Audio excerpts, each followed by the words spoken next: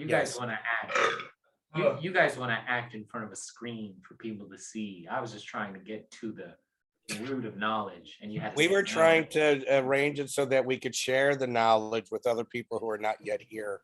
You were trying to We- organize our You're efforts. turning into an and- elitist. Stop I it. am an elitist. We are the philosopher kings, and we are trying to share our knowledge with all the plebes. Yeah, we got to make sure that it's productive, right? We have to make sure that all of our endeavors like this one are at least going somewhere productive. I mean, That's right, otherwise- productive. I can't believe I'm stuck here with a bunch of papists and Protestants. Where's the good Gnostic in you, huh? Your How own about journey. agnostic? Agnostic. I can do that one.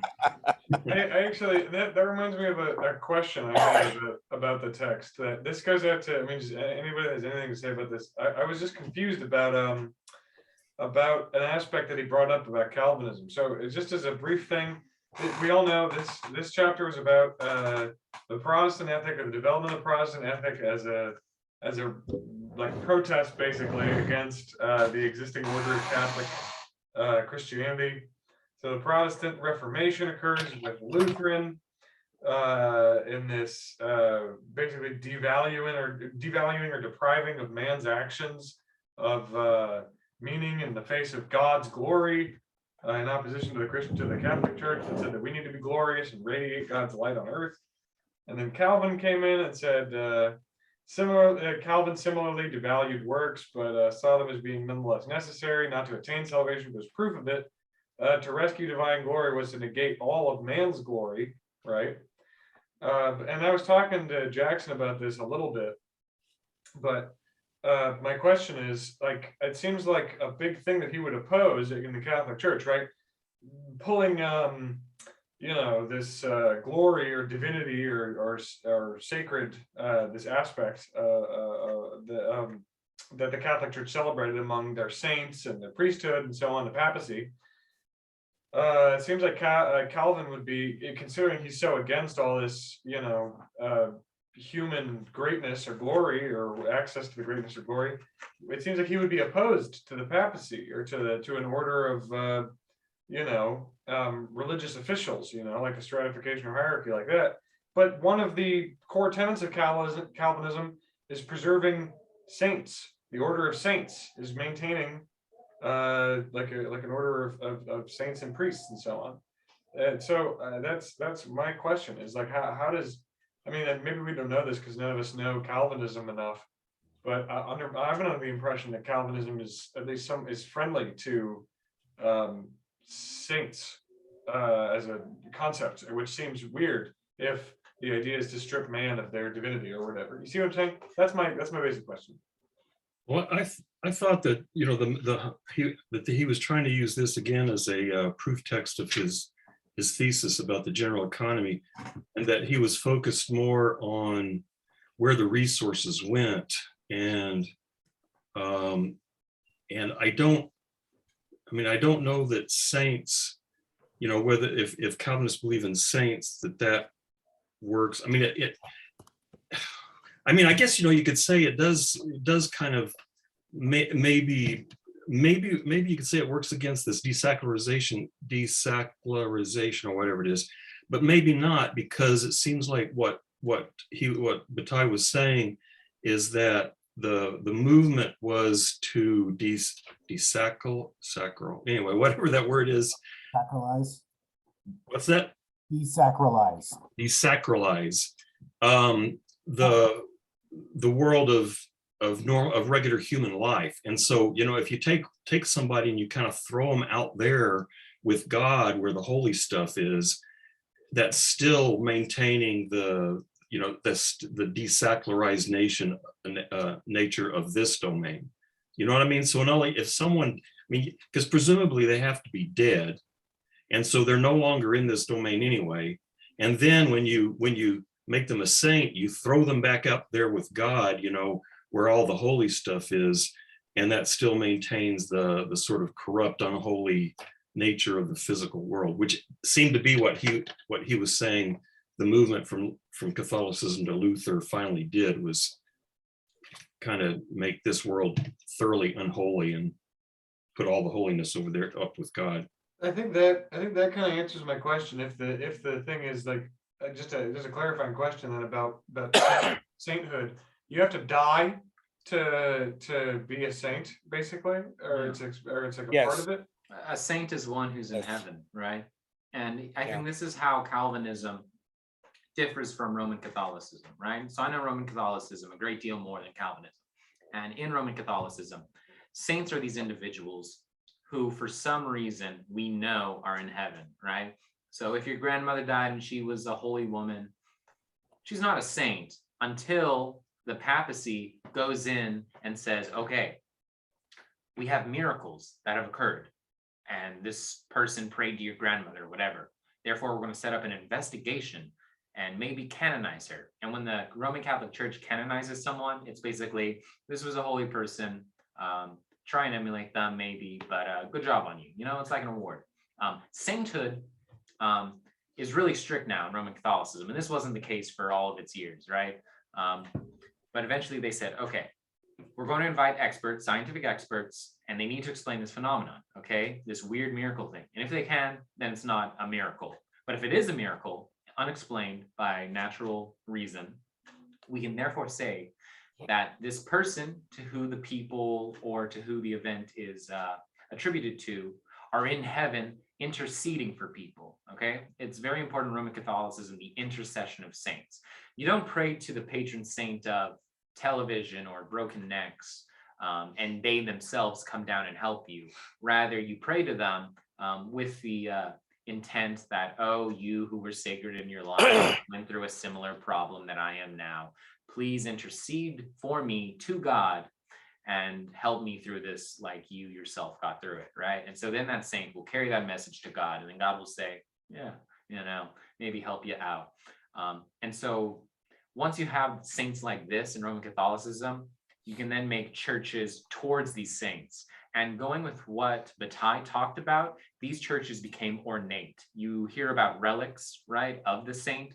If you go to Rome, there's a church, I forget what it's called, but it has the shackles of St. Peter, right? And it's this very ornate, decorative, so much money must have gone into it, right? And it's a tourist attraction. People want to come and see the chains of St. Peter. If you go to Calvinism, there's less of an emphasis on this intercession of saints. Rather, a saint is one who's in heaven. And like Eric said with predestination, God has his elect, okay? No person by merit can, become saved. Rather, it's this mercy by God, all right? So you got to love Jesus and love God. And once you accept the faith of Calvin, let's say I was a practitioner of Calvinism, I'm now one of those elect. Which means I'm on my way to sainthood. So I'm a saint to be, as it were. And you're right, Nevin, in saying only when you're dead can you be a saint for sure, right? Because being a saint is when you're in heaven.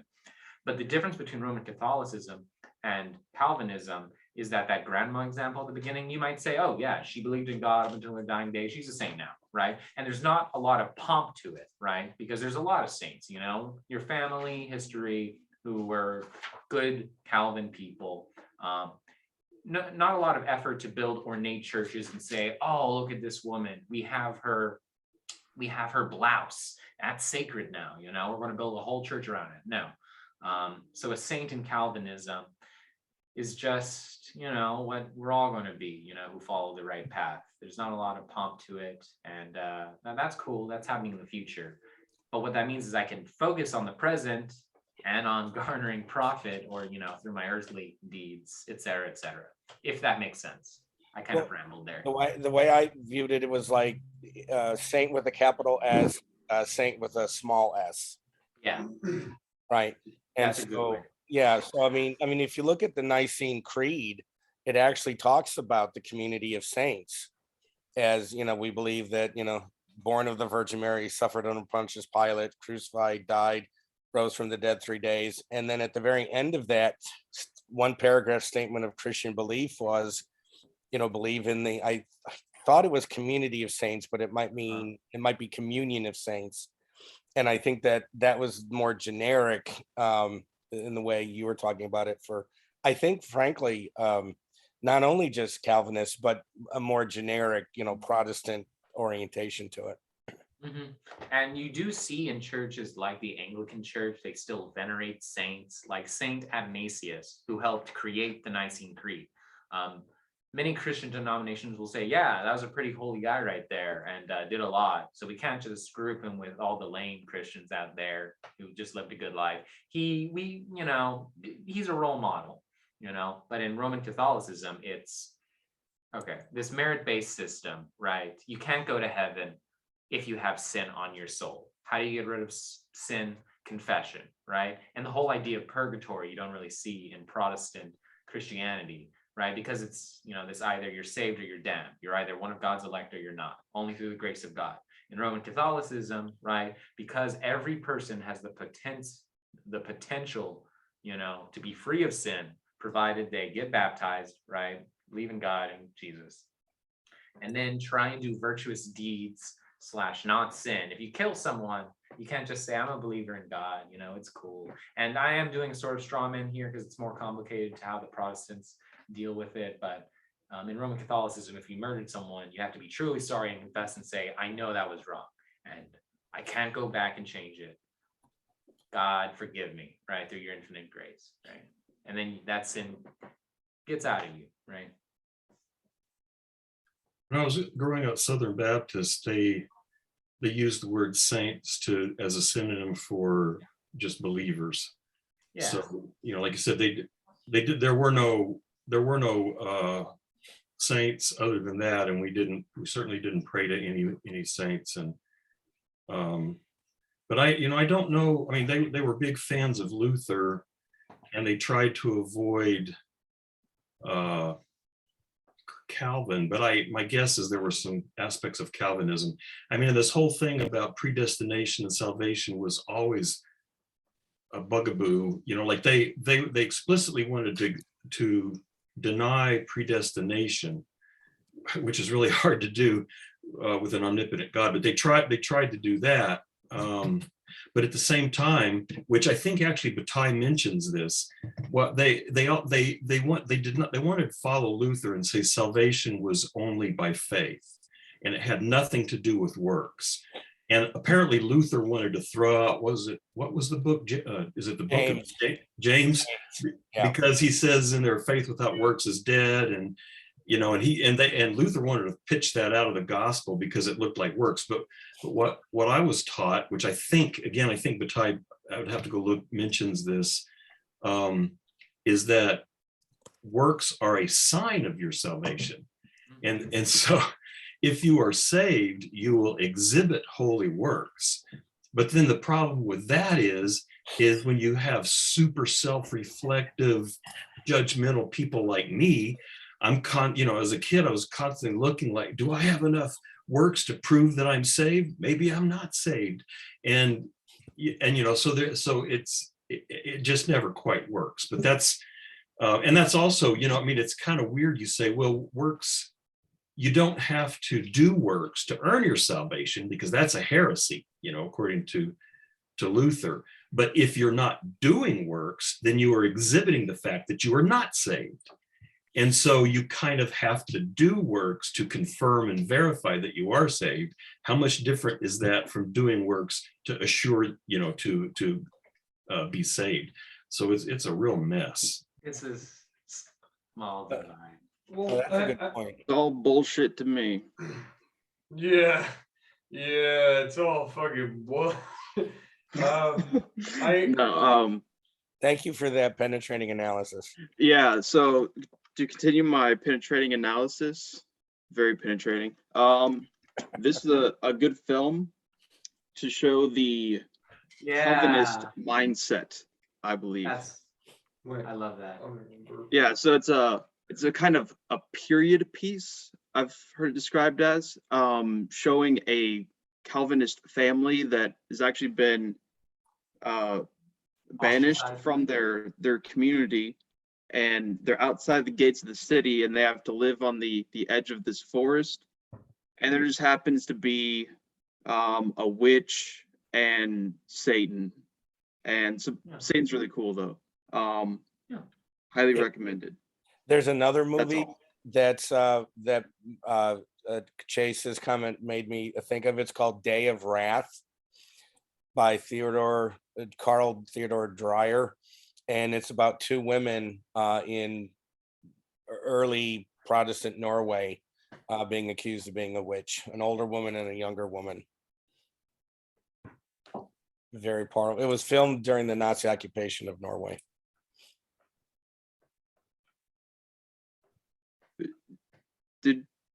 Was that part of your class, Ed?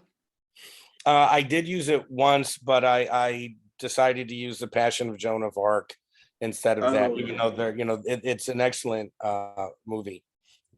I was trying to remember when I saw that Day of Wrath. No, you could have seen it in my class, yeah, because, well, that's the thing. What do? You said it's bullshit, but how do you handle a person who thinks that she's a witch? She believes she's a witch and say, oh, that's bullshit.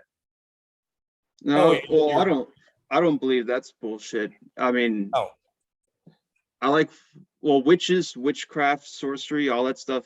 That's great. I embrace all that.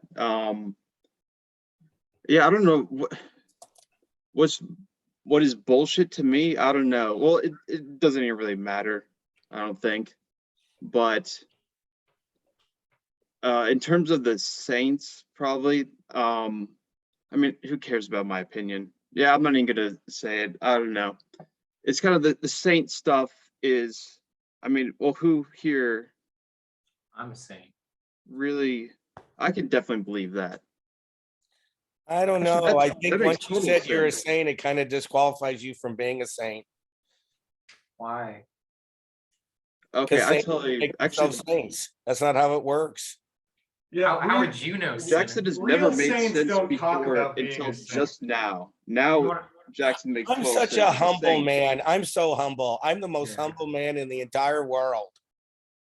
Like, see, I don't go on like that. Humble 'cause, bragging yeah. is awesome. Yeah. And Jesus said he was the son of God, Would you go, oh, the real son of God wouldn't say he's the son of God. Look at you. Yeah, Jesus. he would all- be all- Isn't that Judas. what King Herod did? Maybe. Aren't we all son of God? Aren't we all sons of God? No, we're made in his image.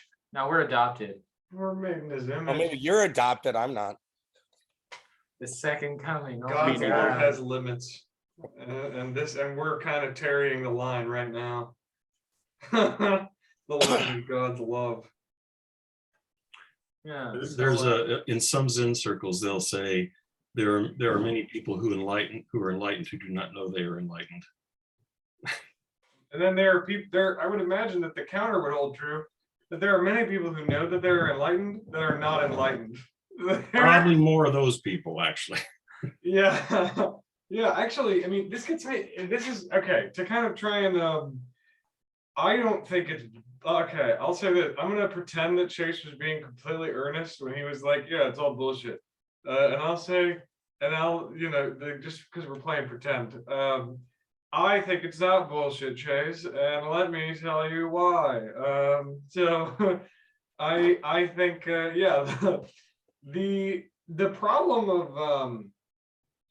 the problem of the saints and sainthood. I mean, I think it seems like at a certain point like we might be splitting hairs or whatever. But I think that really interesting kind of ethical distinctions kind of come out. Okay, I'm a big fan of Luther. I personally, this is the first that I'm hearing of this. I'm breaking bread with a Lutheran. Oh no. Yes, I personally am a big fan of Martin Luther. I think that he did some good stuff, wrote some good stuff. A big thing to me, a key aspect of what I find appealing about Luther, the thing that I think is compelling about Luther's case, as it was brought up here by Bataille, right? This opposing wealth as being able to basically the way that I saw Bataille's kind of framing Luther is that he's saying like wealth is not able to buy heaven. You know what I mean? Like wealth is not a tool that you can use to buy heaven or grace. And if I could take this to something of like an extreme in the form of like an ethical stance that one would take, it would be that salvation is predestined, and so therefore we can't buy heaven through wealth or continue through our acts to attain salvation or grace or whatever, right? But that means if faith or if life is predestined, salvation itself is predestined, and life is predestined, then we don't do good out of this bargaining that he sees as a problem with the Catholicism. He says this bargaining being brought into ethics, where good deeds are done not out of duty, but in order to gain salvation. But if however my salvation is in some sense predestined, then that means that my fate is already decided. Luther, this is to respond to Nevitt saying Luther didn't preach predestination. Luther talked about predestination, especially clearly in correspondence or I think the reason that I know of, or at least I'm led to believe that Luther did argue for a predestined aspect to human experience or existence is because he was in dialogue with somebody named Thomas Muntzer. Have you guys ever heard of Muntzer? He was a student and an opponent. He was a pupil and opponent of Luther who accused Luther of betrayal of the gospel. Thomas Muntzer, basically, the idea is that Thomas Muntzer said, okay, here's a problem with Luther, right? And it's that Luther basically is divorcing, and this is kind of a key part in I mean, this is a person critiquing Luther for an aspect of Luther's thought that is evidence to, I think, my claim that there is a sort of predestination aspect in Lutheran theology. And so it's that Muntzer said that if our will and our actions is not a doling out or metering out of divine will or whatever, right? Then you're neutering the gospel. And I actually have a quote from Muntzer. It says, "Thus the godless tyrant says to the pious, I must torture you. Christ also suffered. Therefore, you are not to resist me." And then Muntzer goes on and says, "This is a great perversion. One must forgive with the gospel and the spirit of Christ to the furtherance and not the hindrance of that gospel. But under Luther, the elect were no longer envisioned as directly active or forceful instruments of that retribution that they ordained or received against those who violate the spirit of the gospel." So the basic idea, right, is that the gospel has no force. The gospel has no action or efficacy in human life or experience, according to Muntzer. If we read Luther, right, how Muntzer is reading Luther. And thank you. Yeah, that is his base. So the way I see the conversation going is that Luther proposes salvation is predestined, and this is the part that I was getting at that I think is interesting. That we don't do good because we're Catholics, right? Where Catholics do good. There's a movie called Don John that is a good critique of this, where Don John, it's Joseph Gordon-Levitt, who goes out and has sex and commits crimes. He's an Italian Guido Sarducci style, Italian guy in New York, who's really into lifting weights and having sex and drinking beer and stuff and partying and breaking the law. And then every week, and this happens like many different times in the film, he goes to church. He's a Catholic because he's an Italian in Italy, in Little Italy in New York. And he goes to confession, confesses, then he's told, do your 40 Hail Marys or whatever. And then he goes and lifts weights. And while he's doing it in between reps, he's like doing his Hail Marys. Full of grace. In order to get a pump before he goes out and parties and does drugs and drinks alcohol and has sex.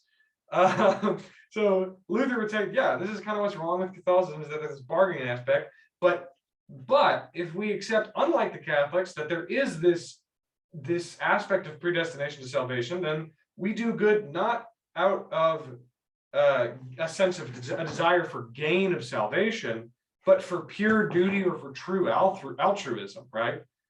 We do it out of a pure duty or true altruism. And Thomas Muntzer is saying, well, this is perverse because it just disconnects any sort of worldly power from the gospel, right? But I think that the further thing, and this is where somebody was like, oh, Hegel likes Luther or whatever. The point that I think Luther would make maybe is that the dangerous idea of bringing power to the gospel, any sort of, and this is why I was so hesitant about the saints and so on in Calvin. I'm still hesitant, even if we can accept that saints are lowercase s saints and not uppercase s saints, maybe not this intercessionary being between us and God, whatever way we want to demote saints. I'm still skeptical of it because of this aspect of Lutheranism where he says the problem with bringing power to the gospel and becoming saints and this, that, and the other thing is that doesn't that make oneself something of an instrument of the will of God, right? This or perceiving one's, and this extends into perceiving oneself as the direct instrument of God's will, right? Or at least it courts that danger that I think Luther is really strongly trying to avoid. And basically the split, and this is the plot of Neon Genesis Evangelion, a popular Japanese anime that Japanese anime that I very much like. It's the split between instrumentality and non-instrumentality, where some aspect of theology or some schools of theology would say that we can't see ourselves as instruments of God's will because there are a lot of big problems with that. And then others who say we must, and this is a big thing of Orthodox Christianity, of like theodicy or whatever, no, theosis. For fuck's sake, do not mention theosis. Jesus Christ. Yeah, that's the thing. I'm okay. I'm like, Nobody fucking gets it, and that's all they. Sorry. Anyway, go ahead. Well, actually, I'm very curious as to what you think because we might be on the same page here. That it's problematic for me. It brings worries for me because I don't think that I am the kind of guy that can turn into God through my acts or become godly or be saintly or be in any sense an instrument of God's will because I don't know what God's will is. I am sola scriptura over here. You know what I'm saying? So I guess maybe this is me just being like a hardcore Lutheran, and I just wanted to clarify that as to why I was kind of hesitant about the papacy or about the sainthood, and also to kind of contextualize Luther in this chapter. That's what I was. But I think Bataille's, specific, and correct me if I'm wrong, Bataille's specific concern, or what he's trying to show, is again this desacralization of the material world.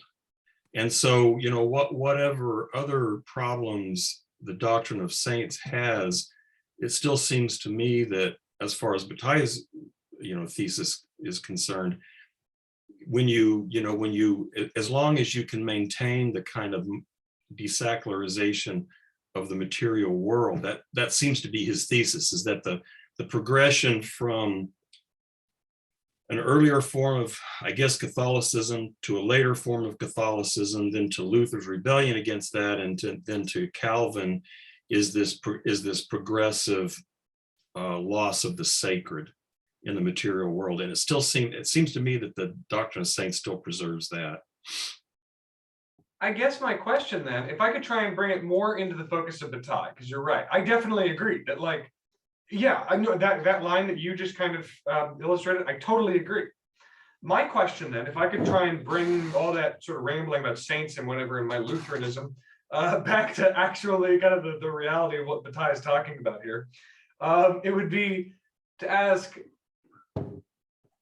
in this desacralization, of reality that is affected by Luther and Calvin and the Puritans, the English Puritans, they're maybe the ones that I'm kind of putting under the, I'm in my crosshairs here, because I guess my question, it just seems hard to, I guess the answer is that it's a complex theological move by Calvin or whatever, but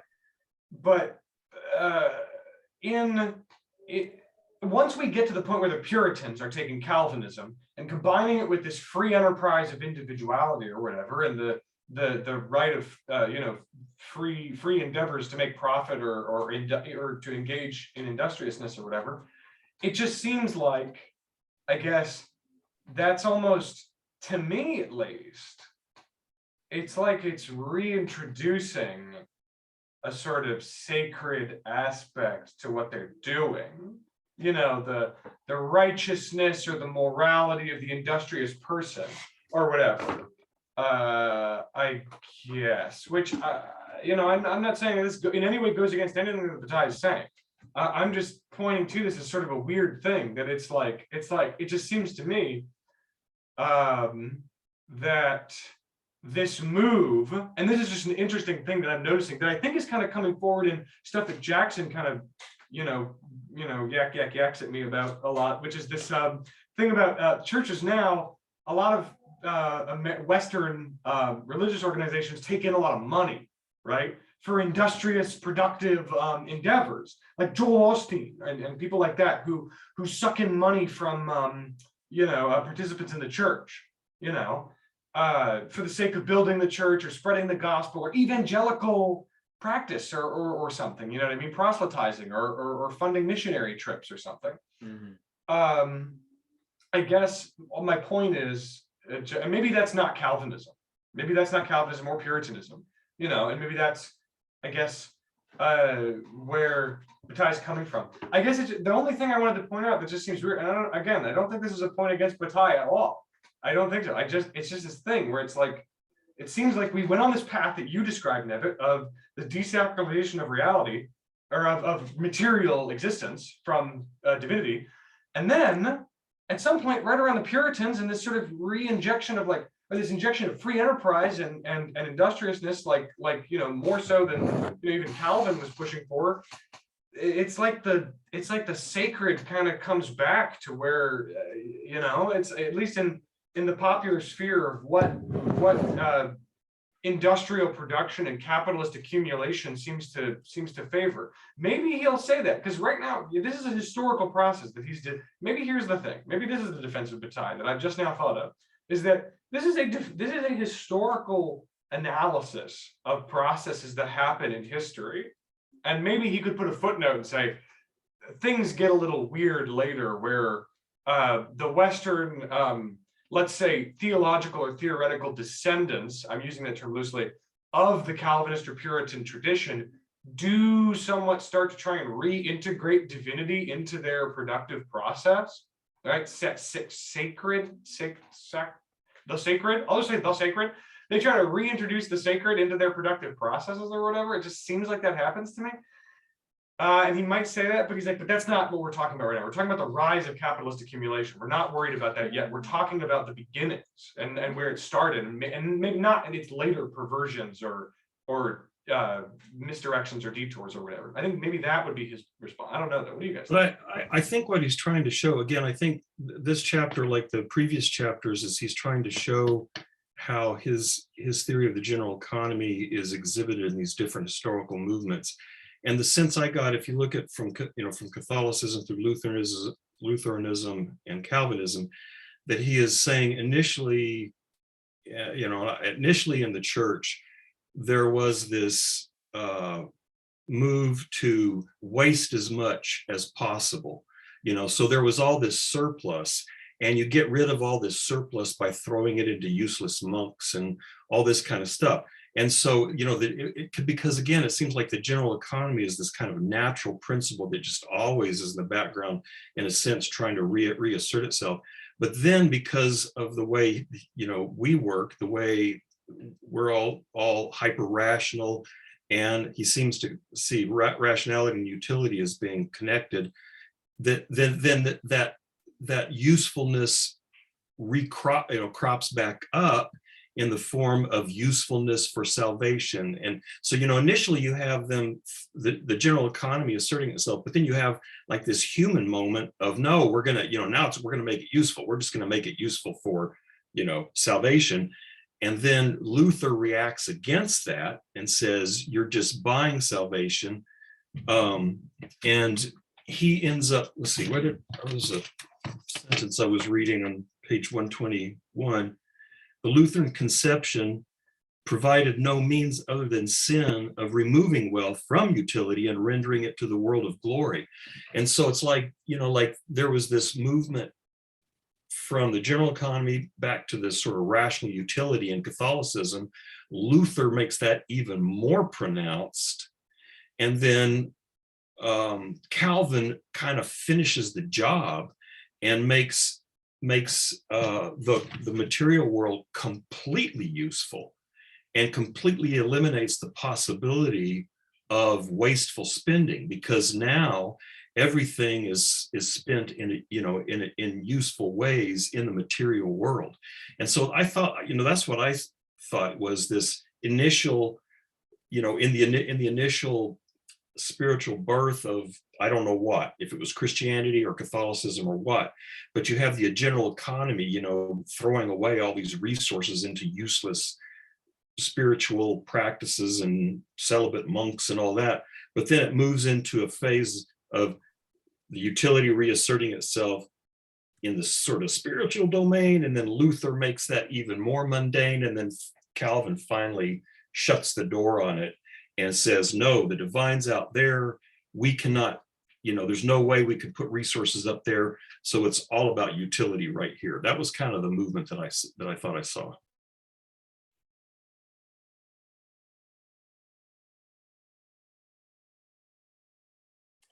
Well, and think of it, he kind of sums it up at the very end where he talks about, and he quotes Tawney at the bottom of 124. Capitalism requires an additional element. It is an unrestricted growth of impersonal productive forces. It is the liberation of the natural movement of the economy whose general momentum depends on the individual pursuit of profit. And that's what's interesting.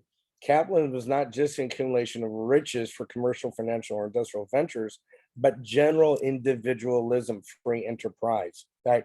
Capitalism could not have coexisted with the old economic legislation, whose moral principle was the subordination of enterprise to society.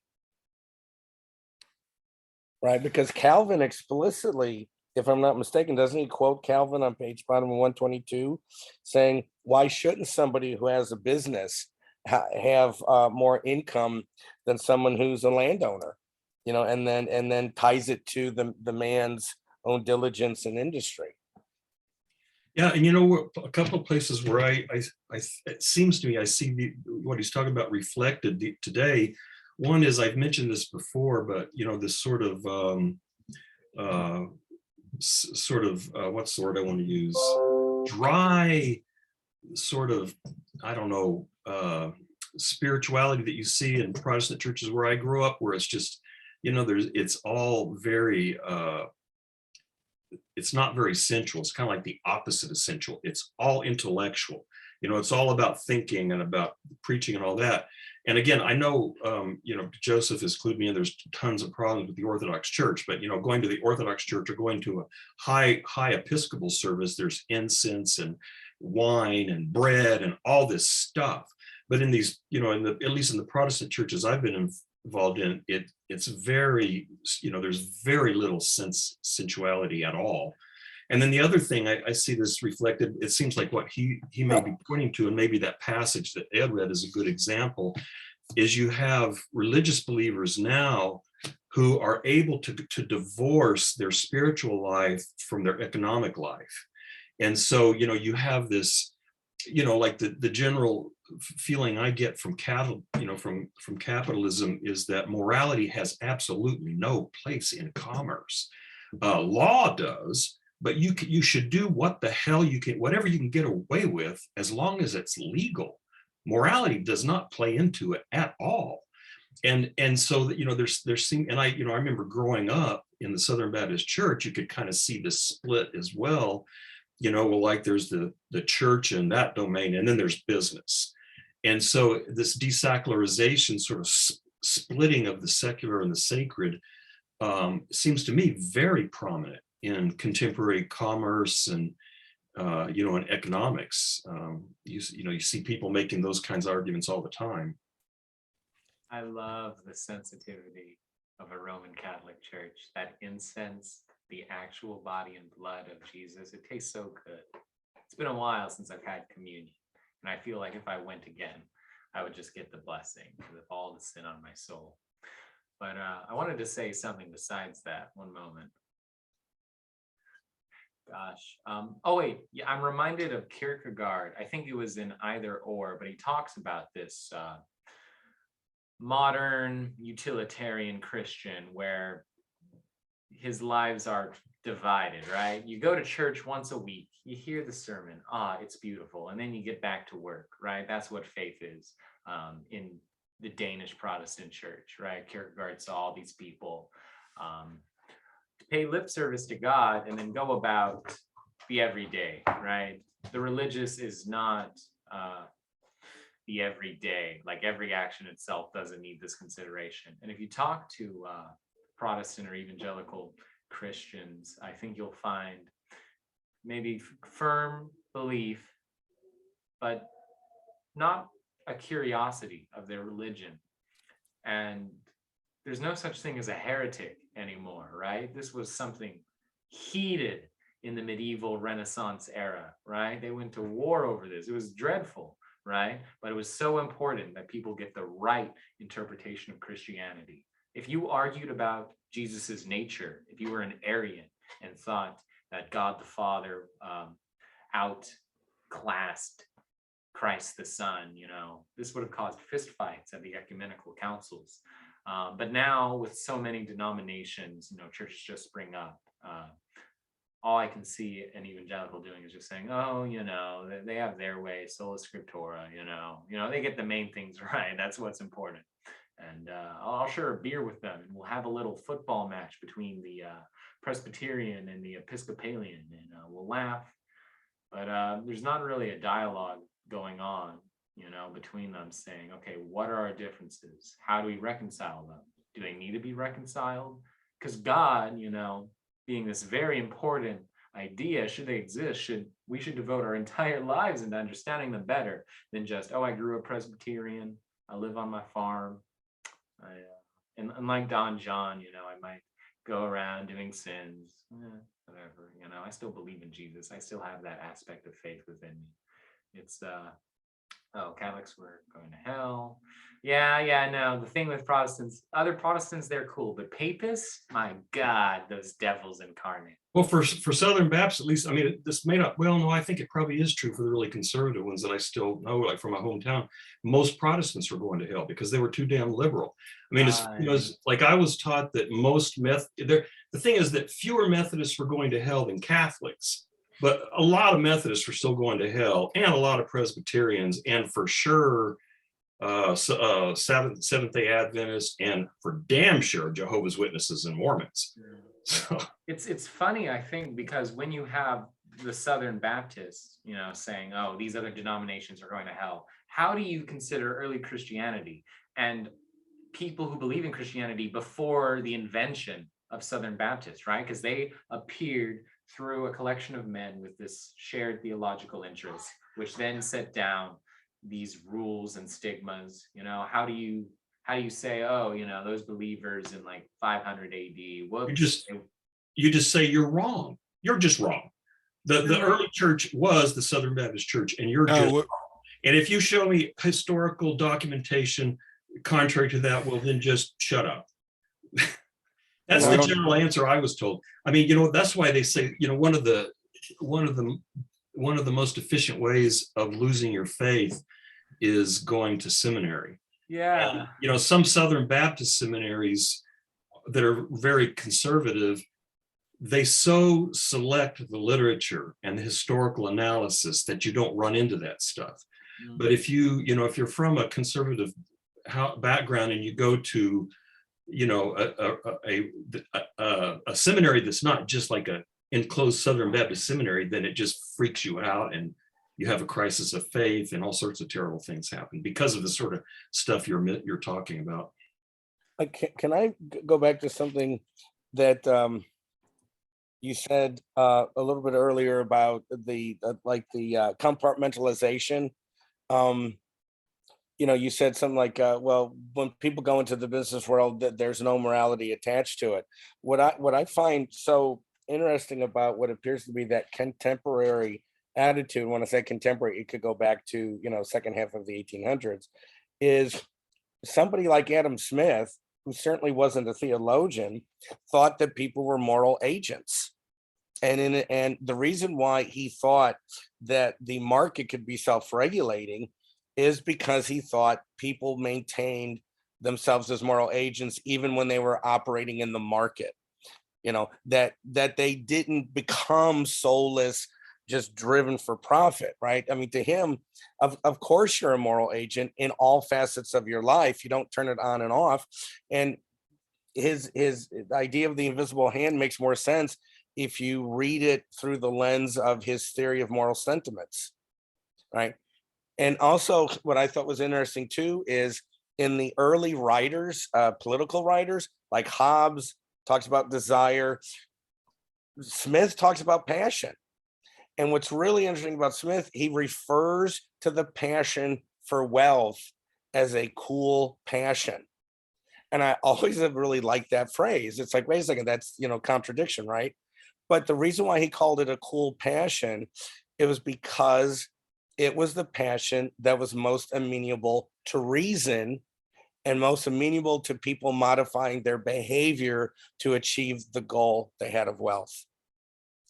And that's why I'm so frankly upset with so many people who talk about this compartmentalization, because that really has no foundation in a whole host of writing, of thought, even outside of Christian ethics or theology. Yeah, and similarly, maybe this kind of supports Hunter's comments earlier. Most of these communities, at least the one I grew up, and I've known a few people, who were from some of these other heretical denominations like Methodists and Presbyterians and so on. And to be fair, Jonathan Wesley was awesome. I loved him. He is a cool dude. So yeah, George Fox is pretty cool. Actually, a lot of the founders are pretty cool. It's just that after 100 years, everything goes to shit. But anyway, that a lot of these people do really believe that that religion is, or that their faith is the foundation of their entire life, and so, kind of like Ed was saying, at least the way they conceive their lives, I don't know. I guess, because, when I was growing up, people would say that. They would say, and the preacher would certainly say that. He would say, your faith needs to inform everything you do, every interaction you have, your purchases and all that kind of stuff. But then, why did he keep having to say that? Well, probably because most people weren't actually doing that. I mean, one of the facts of my growing up was one of the things that kind of troubled me and was one of the factors in my loss of faith is that I had, when I was a junior and senior in high school, I had friends who were deeply involved in the drug culture who exhibited Christian behavior much more than anybody in my church did. And so, I don't know, I'm kind of flopping back and forth. What I was going to say is most of these communities want to say that their religion actually does deeply inform their personal lives, contrary to what Bataille seems to be saying. But on the other hand, I guess I could say, does it really? Because otherwise, why would these preachers constantly be having to remind their congregations to actually act that way? It all seems to be built. Oh, go on, Eric. No, just a quick interjection. I sometimes want to flip it on the head and say, people's professed religion is not their actual religion. Their actual religion is what they build their lives around, right? And then their professed religion is what they tell themselves so that they can feel comfortable with the actual way they've ordered their life. that 100%, yes. I was just going to say, so a lot of people, they say religion's my life, I love being a Methodist or whatever, but it all seems to be built on some convention, because in any religion, there's the divine and then the human. And something about the Sola Scriptura crowd is that the Bible was not originally in these European languages whatsoever. And so you have to have this jump of faith, this leap of faith in saying, yeah, these translators who I never met and were just some guys got it right. General message there, right? And so you've automatically jumped from the divine inspired Greek or Aramaic verse into the English that we're in now, and then just some guy in Tennessee created this faith at some time. I keep speaking heresy. Yeah, that's right. I am a heretic. No, what I mean, I'm sorry, I'm being snide. again, there's just this sort of self-willed ignorance where people just ignore that stuff. Oh yeah, we do need Saint Dionysius, the Heretical guy. We need that pseudo guy. If you want true Christian, I don't know. Where was Yeah, I? I'm not sure I'm in the best frame of mind to have this conversation. I'd be honest with you guys. I probably should just be quiet tonight. Oh, I'm it's pretty fine. Let's pretty talk about Christianity. rage filled at the moment. I'm not really in a Right. good state to discuss religion objectively, particularly my problems already. And I grew up with Calvinists and fundamentalists, so I have a very biased view of all of this. But I found it fascinating on page 122, where there was a seemingly leap between. I'm sorry, are you talking to me? Okay, sorry. Not a leap, but a correlation between an act, I'm sorry, 120, where he goes up to the top, and 119 to 120, which says, but rather the need is it had for the satisfaction of cathedrals and abbeys, idle priests and monks. In other words, the possibility of good deeds satisfying to God. Satisfaction in medieval society could not normally be that of man, generally determined the mode of consumption of the available resources. So I thought was interesting was that the moral acts of building these cathedrals and abbeys was a mode of consumption that led to satisfaction within the political system of meaning for him. And I was just recently got done reading Luce's Ornament and Crime by Selected. It's a really small book, so if we haven't opportunity, I would like to recommend it to the group.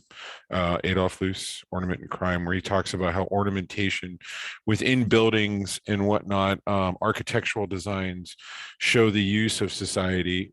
So particularly for him, it was that if there was something that was really ornate outside of practicality and use, then it showed how disassociated the society was from the actual architecture of the time, and how it was almost like too much of an ornamentation was considered like a crime, because the things that pervade throughout history was primarily the commonplace use rather than this ornate kind of grandiose architecture. So I thought it was interesting, and I wanted to touch base a little bit on how the moral acts of consumption of these architectural I don't know, constructions have this link to him having some type of satisfaction, which he seems to link to meaning. And I was also curious what you guys thought of the architectural development having some reflection on society. That's a lot. I don't know. No, you raise a good point. And one of Bataille's points in this chapter, he talks about 3 ways of, what is it, expending wealth, right? Oh, what is it, Hunter? What his triad of idleness, pyramids, and alcohol. Right. And so it seems that the building of an abbey or such is a pyramid, right? It's not for some utilitarian purpose, but we have such a passion in our community for our God, for our lives, that we erect this beautiful monument, you know. And I do like Orthodox and Catholic buildings. They're just superb. These arty things. You know, growing up, this, I think this fits with Bataille's thing. You know, growing up, I was taught, you know, that when you have all these cathedrals and all this kind of stuff, I mean, it fits right in with what Bataille is saying. You know, one of the criticisms I heard growing up was that it's not utilitarian enough. You know, it's like, well, they're wasting all this money that they could be spending on evangelism and on feeding the poor and on doing this and doing that. So, I mean, it fits with Bataille exactly in the sense that the criticism was completely utilitarian. You know, they could have used this stuff for, you know, for all these purposes. So then would the ideal Christian be one who subsists off of rice, right? Not wearing a lot of clothes, maybe a loincloth, you know, you got to be decent. And then going around to all these countries, spreading the good word, you know, sleep as little as you can, because we want to maximize the utility right now. We want you to get out there, you know, here's your rice, you got to eat, unfortunately, you know, because that's precious time wasted that you could be out in Nigeria spreading the true word of the Neved Resor school of religion. Yeah, why not make a new denomination, Evan? It'll be fun. A friend of mine and I years ago thought about doing that. We were going to create a new religion, and we had some friends in Jamaica at the time, and so part of the requirement of the religion was you had to be baptized, and new believers had to be baptized in the waters on the coast of Jamaica, and you had to pay for our airfare there and also for our families. So we started designing this cult.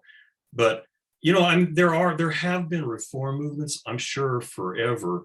But when I was in high school and then college, there were these youth reform movements who were actually not that far from that. Like, when I had a summer job in Tucson, and I stayed with a group of college and young professional Christians who were trying to live as minimal a standard of living as they probably could. As they could. They were literally they were really saving their dishwater and using it to water plants, and only taking so many showers a week. They were trying to be very conservative on the environment, and trying to give away the bulk of their income.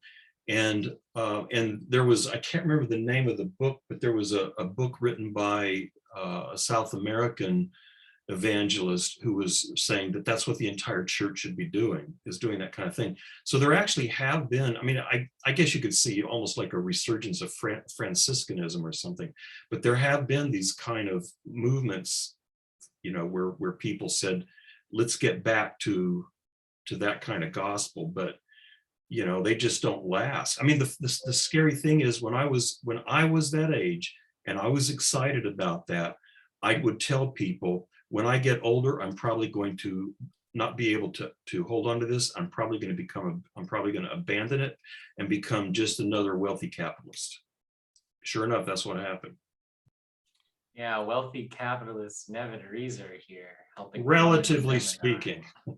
Just throwing out Dosh, saying, yeah, let's read some Bataille. That's a pretty nice cat post you got there in the background. I can't afford that. You haven't seen his Bitcoin investment. You want to enlighten us about that? Would the utilitarian Christian invest? He's like, okay, I have a certain amount of money. If I invest it into Dogecoin, I could make a lot of money, which could then go into my ministry. Well, would the true good Christian try and make money at any cost, so that way he can invest it in both his basic physiological needs, and more importantly, in spreading the good word? Hey. Well, but aren't you really getting at the issue of is asceticism actually a truer type of Christian practice than any other? And one could argue that if one is reducing one's demands on the planet and getting very, very simple, then yeah, because then by definition, there's more that other people could use. But at the same time, if you do reduce yourself to a very, and begging your pardon for saying low, but very low level, then what are you creating that could be added to the goods that people would be able to use?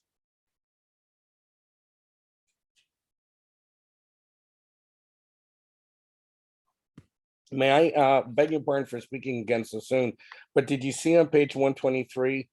I don't know if someone has already mentioned this, but it's when Bataille quotes Tawney, which I thought was just excellent. For Calvinism, good works are not a way of attaining salvation, but they're indispensable as a proof that salvation has been attained. Yeah. Yeah, that's what I was, what I was taught again is that you're saved purely by faith, and it's a gift from God. But that if you really are saved, that will be evident in the works you do, which means if you're not doing enough works, then people start calling if you're really introspective, you start calling your own salvation into question. Other people might as well. And so in practical terms, I didn't see that much difference between saying good works will save you and saying, no, good works don't save you, but they are a necessary evidence of your faith. Practically speaking, it didn't seem to be much different. And that's a dangerous line of thought there. Sorry to cut you off, Hunter, but that's how you get the modern prosperity gospel, is this idea that, wealth given by God to show how faithful you are. So therefore, if you're poor, destitute, you must be some kind of sinner, right? So if you just give, if you convert to Joel Osteen's Christianity and start giving that mullah to me, that's a sign you're giving something up, you're sacrificing, and you'll be rewarded, not in heaven, yeah, eventually you'll get there and that'll be nice. But now that you have given your money and your faith towards God, the one true God, Jesus, his son, and all that, now you're going to be rewarded. Now prosperity is going to get to you.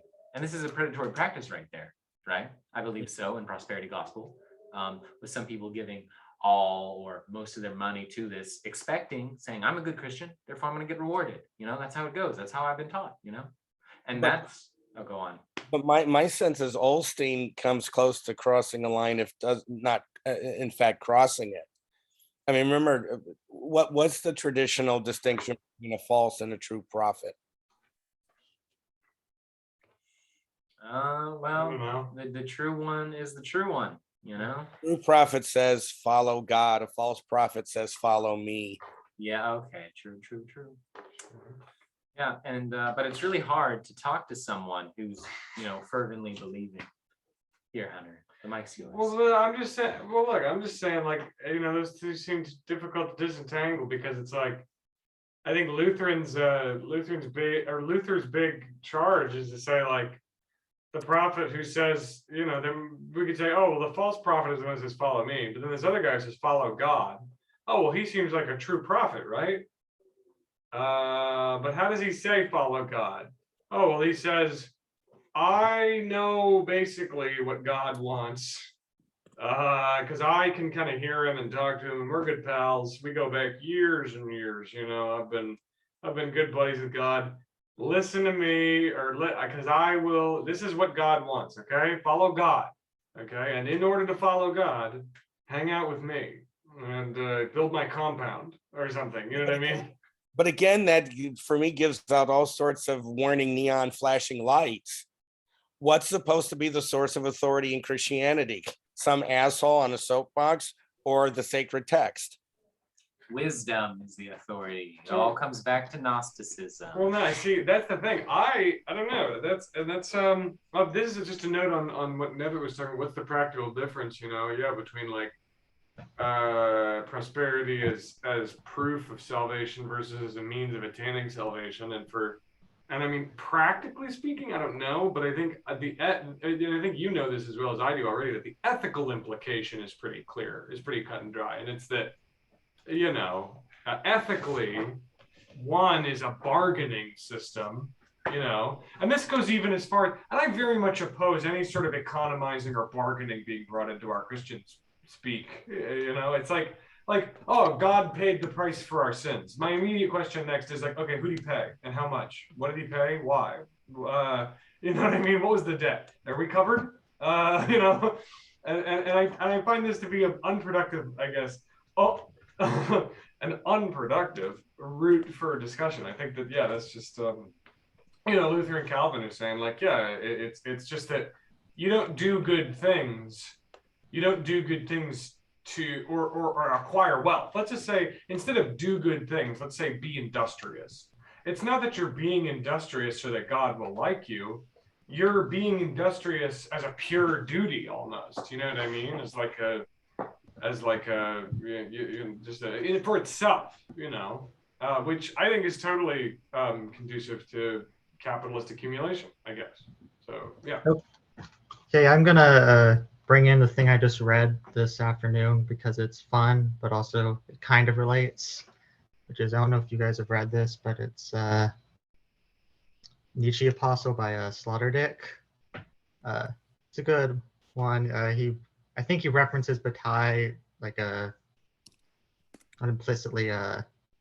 Doesn't say his name, but he references him a bit in his reading of Nietzsche, which I know Sloterdijk has read him. So, but he was going over and about the whole the bringing up the whole praising God in order instead of praising yourself was a big part of it, but it was bringing up how the Christian warriors won't go and say, I am great, I am good, therefore worship me. It's God is great, the universe is great, everything that's God's will is great. We're God's community, therefore, implicitly, I am great. We're all great, but implicitly, I, the orator, the one who has been selected to tell this, must implicitly be a little bit greater, a little bit closer to God. But we'd also think, trying to connect this to more Bataille specifically, I was going over and mentioning Protestantism a bit, but I actually forgot exactly what he said. But it was bringing up Jefferson and stuff, and how this eventually gets into a kind of where people, you guys talk about scissors, just like cutting up the Bible, like with scissors, and just selecting the parts which are most, the parts that are most, with in Jefferson time, that's the rational deist interpretation of Jesus, but also the one that fits closest with a secular humanist liberal view of how politics and economics should work. And I'll also bring up how Benjamin starts bringing in the whole time is money thing. It's very important because time used to be God's thing, and now it's everything has been thinking about money. But also how that could relate to Bataille, though, is with the Lutherans, right,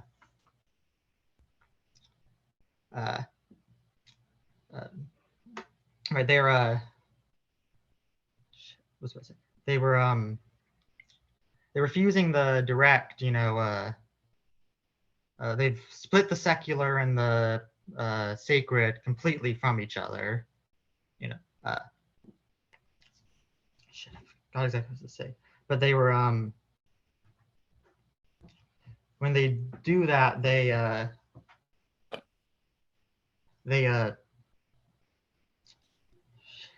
was about to say, totally lost my point. I'll see if I can remember. Any consolation, that happens to me on a regular basis, and you're not alone. So Yeah, we're here to just bounce ideas off of. So if it comes back, please jump back in. I did want to discuss this area too, Ripley. What the section where he's talking about time, and Benjamin Franklin's kind of preaching about time. And maybe where you're going with this was, the secularization of the world and started to now encompass the secularization of the temporal order, which prior to the Protestant Reformation, right? Time was the domain of God, right? And don't make money off of it. Primarily, the point I wanted to get to was before reading this section on Bataille, it was still unclear to me like what shifts transpired through history such that nowadays usury is not even considered a crime, much less a sin in most of our world, right? And again, if you look at some of the credit card interest rates that people are held to, and again, subprime mortgages and all of this, right? You could say usury is rampant and a root cause of a lot of our social problems, but we lack the vocabulary to speak of it as a sin. So it just poses the question, like, what happened, right? And why are so many people today so historically unconscious to think that this is normal, right? When again, so many societies across the world and for thousands of years had this kind of regulation in place. I was going to raise another point, and then I faltered. So maybe Ripley can. Oh no, lost it again. Okay, I'll bring it back. What I found interesting here in this section of Bataille is, just to back it up, a bit of my understanding of Weber is that Weber kind of did a correction on Marx, right? Or if you like, vulgar Marxism, probably more accurate. In that, in the vulgar Marxist picture, right? We have base and superstructure, and it's always the economic mode of production which determines, the ideological formation which sustains it. And Weber kind of does this correction or this reversal where the ideological frame of Protestantism actually feeds into the formation of the economic mode, right? It kind of complicates the picture. And I feel like Bataille, kind of at the end of this chapter, kind of without overturning Weber, right, kind of recomplicates the picture slightly in favor of Marx, right? Like perhaps some of these movements in the Protestant Reformation were not necessarily motivated for theological reasons, right? But they do have a theological logic, but what was pushing them was more of economic considerations and the interests of the growing bourgeoisie, right? So yeah, just yeah. Well, it seems like, I mean, I don't know if this is what you're pointing to, but there's a movement that, I mean, what seems to happen is then people justify their economic, I don't know, policies, principles, preferences with spiritual justifications. And so, you know, you say, you know, you say, well, I'm doing this because, and then you give some sort of, you know, like, you know, I've for a while had this conversation with the former pastor of the church I grew up in. This is a year or two ago.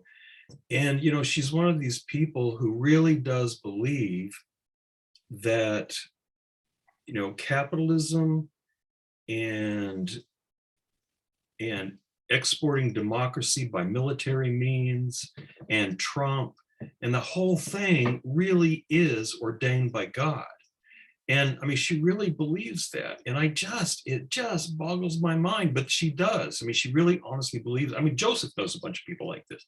And so then, you know, so I think, and I don't know exactly how this fits in with Bataille's thing, but you get this weird thing where you have this desacralization of the world, and then this attempt to reinterpret that desacralized world, you know, in utilitarian spiritual terms. It's a very weird thing. And Nevitt, what I've found in talking to certain people, and they're not always Southern Baptists, but they're the ones who the most I've bumped into who think this. In effect, if you argue that government has a role to play, a prominent role to play in the economy, in effect, you're looking for a secular solution to a fundamentally religious problem. And there seems to be an unstated assumption for them that the market is not a human creation. It's almost like the economic equivalent of the solar system, right? And so it has its own laws, it functions, and then we should just leave it alone. And what I find remarkable about it is they literally don't see how they have fetishized and made the market into the golden calf, right? At the same time, they do feel superior. You can hear it in their voice, you can see it in their eyes. They're like, oh, you poor deluded little shit. You know, we like you anyway, even though you've got this government addiction. But we'll talk to you anyway. You know, and I think that that they would even say, probably, if you worked it, you know, if you sat and worked it through with them, that that capitalism, not only is it like natural law, but it is divinely ordained. And, you know, because they, you know, like socialism, for example, for them is satanic. I mean, it really is. And so I think, I mean, again, I'm trying to figure out how this fits with Bataille, but I think there's this weird desacralization, but then this reinterpretation of that desacralized world in these sort of utilitarian religious terms. So then, you know, capitalism is a kind of natural law that was established by the divine order, like the other natural laws were established. And so all of these principles, you know, have these religious justifications, but it's all utility. I mean, it's utility all the way through, which I'm guessing is something that Bataille would want to point out.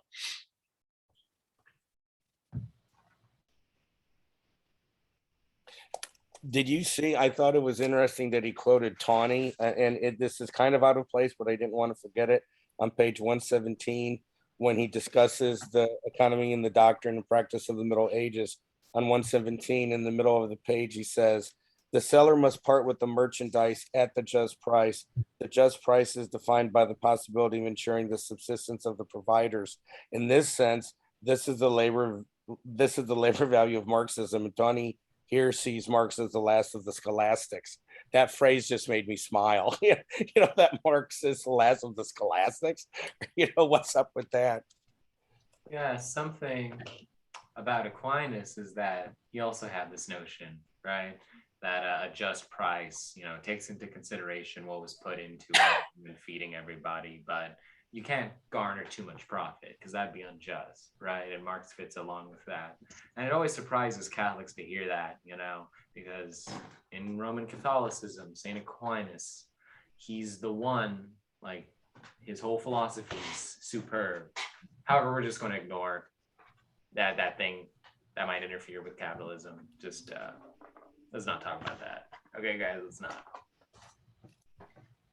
You know, I just thought of a great example. I mean, that whole thing. I mean, you know, maybe this was not news to you, but it was news to me when Bataille was talking about how the whole medieval economy was, you know, was designed to sustain these different social groups. So, you know, I've had these conversations with people where I say, I don't understand why a janitor in the school has to earn so little money that they can barely provide for their families, whereas, you know, other people, you know, I mean, actually, we, you know, our positions, we don't make great money, but, you know, certainly people in upper levels of the college make really all this money. And of course, the answer is, or like, why do doctors, you know, make so much money, or engineers or whatever, whereas sanitary workers and all these other people make shit? And the answer is always a utilitarian answer. It's because they make a greater contribution to society, which one is questionable, but two, it does, I mean, it fits exactly what he's talking about, you know, that this, and it does, you know, again, I feel like I'm sounding like Marx when I complain about this stuff, but then, you know, as Ed pointed out, it's sort of this scholastic idea that the economy should serve the well-being of the people rather than, you know, just based on purely utilitarian. I mean, it just pisses me off to say, you know, this person who does this kind of job, because that job doesn't contribute enough as much as a doctor does, they don't deserve to have a living wage. Ugh. Well, I find interesting that bringing that back to Bataille, and that one, it's both going on the logic of if you contribute more to the society, you deserve more, seems a bit like what Bataille was talking about with the separation of secular. Because if you think about in like stuff for a long time, you know, if you do something contributing to society, you just contribute to society, that's supposed to be charitable and you're not paid for it, right?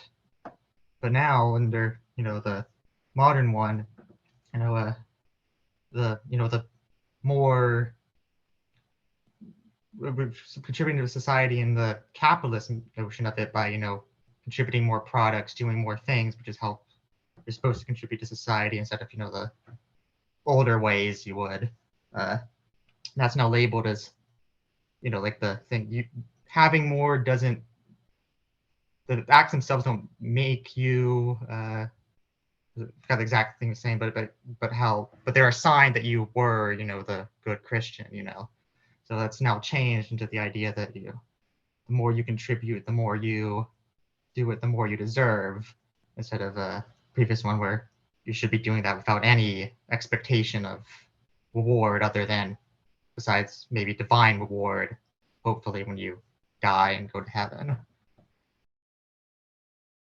Maybe what we need to do to get, you know, these socialist ideas across to people is, you know, don't say Marx, say Thomas Aquinas, you know, or some religious authority. And that way, one of the most annoying things I have when I talk to people about this is if I talk about socialism, it's like, no, socialism's bad. But now if I get monasticism in there, they gotta actually read Capitalist Theorist or something. They can't just say, oh, you know, Soviet Union, Vuvuzelia, etc. Just a funny thought.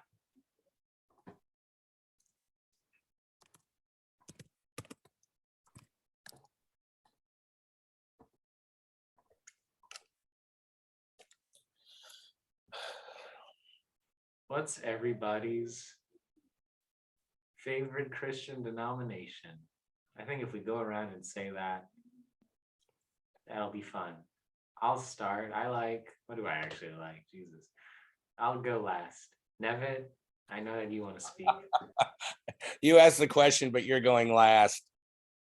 I don't actually know that I have one. I would have to think. Maybe Episcopalians. I don't know. Because I mean, what I like about, well, at least the American Episcopal Church. I mean, the worldwide Episcopal Church has been having all this trouble with gays and so on. But I like, the Episcopal churches. Some of them, they have so-called low church services, but then some of them will also have a high church service, with the incense and the whole thing, all the whistles and bells and stuff, which I think is kind of cool. And their theology is pretty, at least as a whole, is pretty liberal, and a lot of them are pretty socially active. So maybe, maybe Episcopalians, I don't know. No, hold on.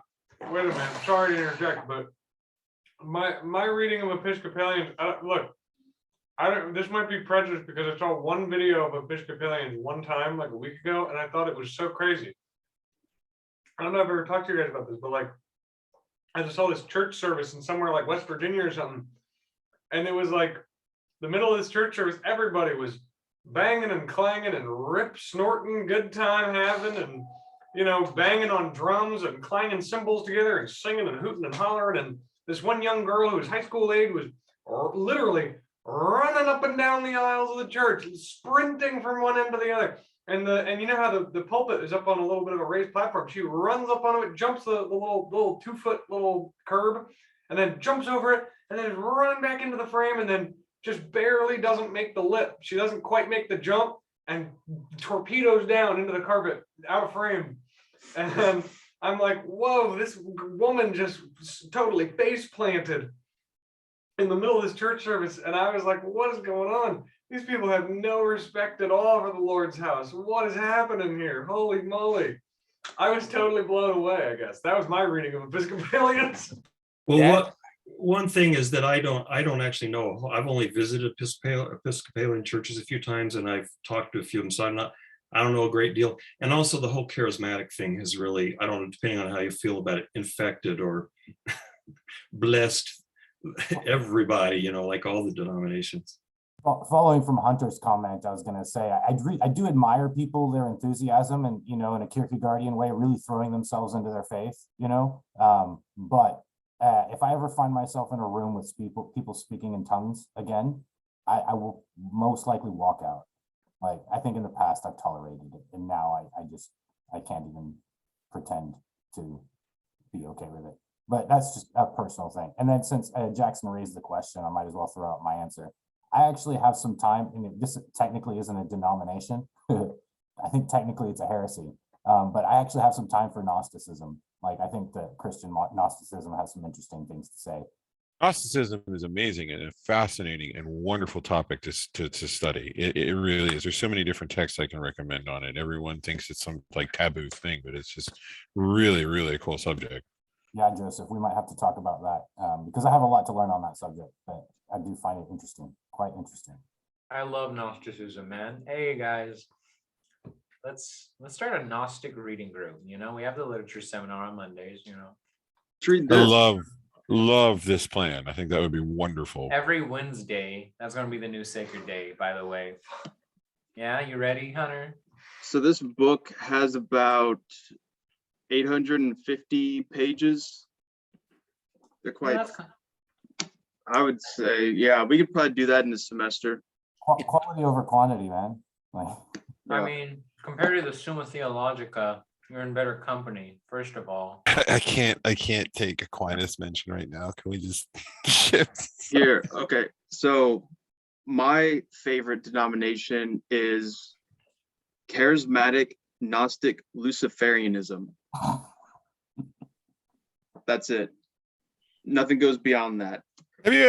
Has anyone seen the actual Church of Satan liturgy? It's really fascinating. Like, I was really expecting a lot more. Okay, and it was so tame. Make me go full pathos with the okay, so the Church of Satan is stupid. It's ridiculous. It's fake.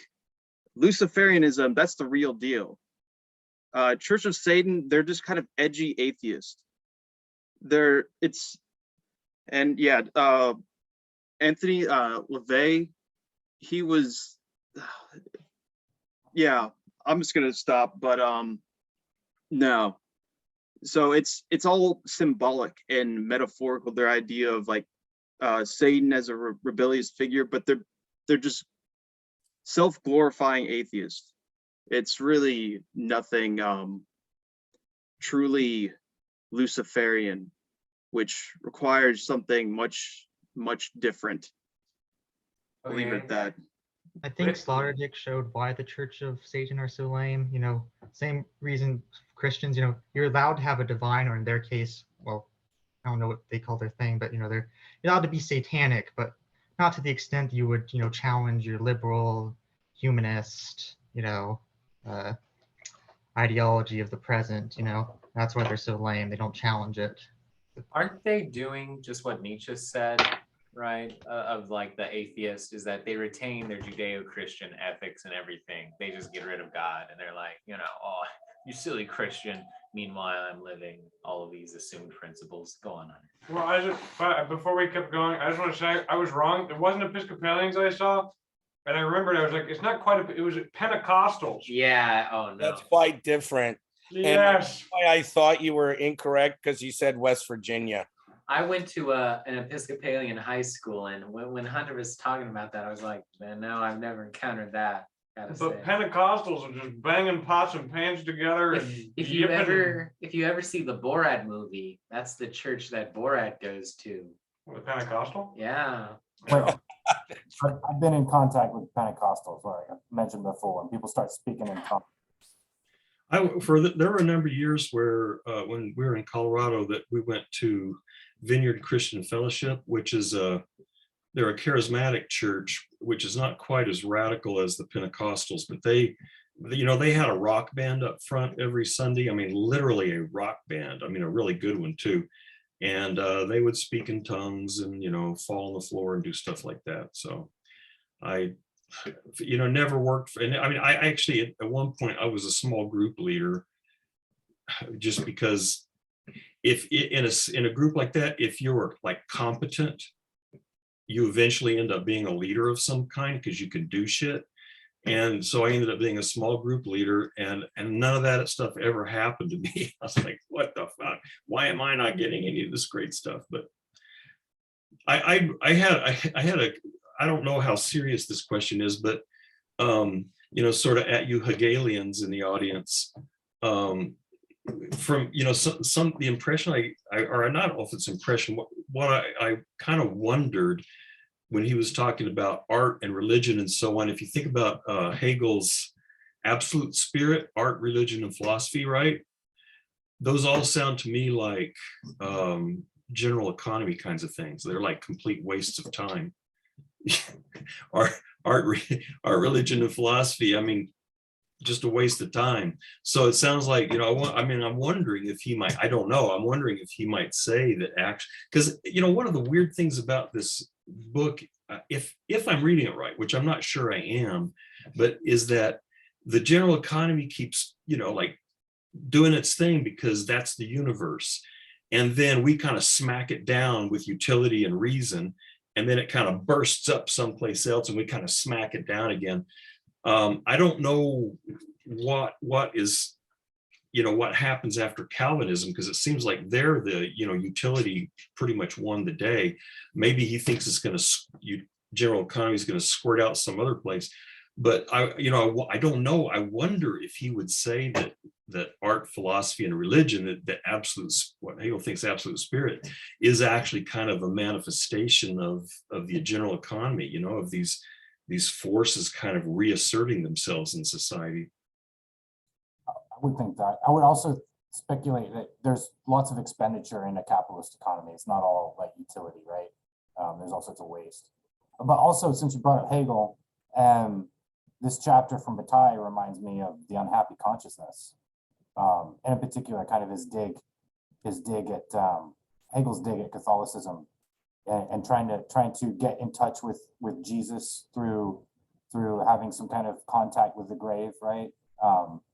and what the Catholic Church was trying to realize divinity here on earth.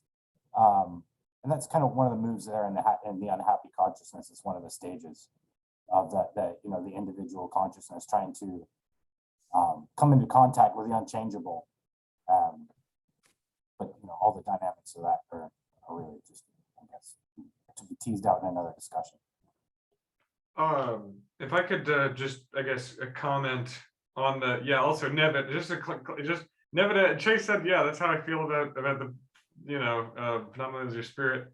And he was like, yeah, you mean to say that's a complete waste of time and resources? And I was like, yes. I think the POS, they don't call it the POS for nothing, I'm going to do that every time. But the POS, I think to me, it's very similar. Like, I think his preface is very similar to Bataille's preface. It's sort of like saying, like, what is the point of all of this? I'm so sorry. Like, I think, but it's just like, look, this is just this big monumental failure. I don't know. The very fact that I'm writing this is just such a weird, I don't know. Hey, I'm going to do it anyway. I hope you like it, and then he leaves, kind of. Gets pulled. It's like Hegel and Bataille, like by the end of their preface, are getting pulled by a big hook on the Apollo Theater, like off the stage, like, all right, buddy, come on, get out of here. Let's go. You're over. You're done. And they're like, yeah, I know. It's whatever. Please, just at least to try and enjoy it. But my point is, I wanted to make just two small points on in response to Nevitt. Yeah, I actually thought the interesting thing that I saw when you brought up that comparison of absolute spirit as this point of waste or whatever, I thought about the triad of absolute spirit, art, religion, and philosophy, right? I thought it very beautifully kind of mirrored the triad offered by Bataille, where he talks about idleness, pyramids, and alcohol. I think that idleness, pyramids, and alcohol sync up beautifully to art, religion, and philosophy. I make art because I'm idle. I make pyramids because I'm religious, and I do philosophy because I like alcohol. And that seems to influence my thinking to the point that I start philosophizing. So yeah, I see it as very, very, very intimately linked. I really, that's a very, very poignant observation that I really like. The big split, if I want to point to one, I guess, would just be that, Bataille leaves it saying, not everything is a pure expenditure or a pure productive process. Everything is sort of a mixture. But I think Hegel is like, okay, let's see kind of where they split apart, and let's try to really be explicit about the minutia of their useful or wasteful aspects here and there, and see just how they're a mixture and what that means, trying to get way more explicit about the details and the operations of these forces and how they're not quite productive entirely, but not quite wasteful entirely, though in totally different terms. Hegel did not bring up the productivity or the gratuity of these processes necessarily, but I think he was palpating around them, and he was talking about things like revealed religion. I think was a place where he was really talking about that in the section on religion right before absolute knowing. But that's the split I see. Is that, yeah, I'd say they both agree. Like, I think Hegel would definitely agree. Like, yeah, art, religion, and philosophy. The way you're describing them is totally fair, Bataille. If they were in a room together in my sort of headcanon about like dead thinkers who were apart by centuries, like getting together and talking, it'd be like, yeah, you are right. Like, that's very true. The thing you've described as expenditure versus productive enterprise, yeah, art, religion, and philosophy are very emblematic of expenditure. I very much agree.